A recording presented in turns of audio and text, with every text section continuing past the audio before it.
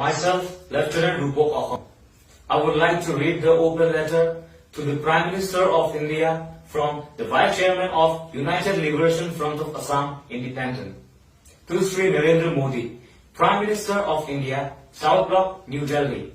Honorable Prime Minister, human life is a fragile spectacle that revolves around the act of compassion we display towards one another in a time of misfortune such as the present.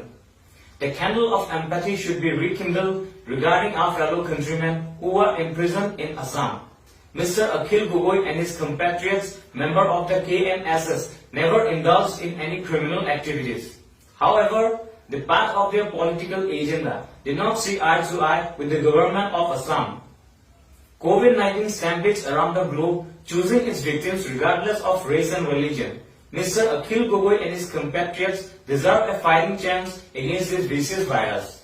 I honestly request the Honorable Prime Minister of India to grant amnesty to this man on humanitarian grounds and initiate their immediate release. An ounce of leniency will stand tall as epitome of kindness and empathy. Thanks sincerely, Lieutenant General Paresh Ahom, Vice Chairman, United Liberation Front of Assam, Independent. Joy Ahom!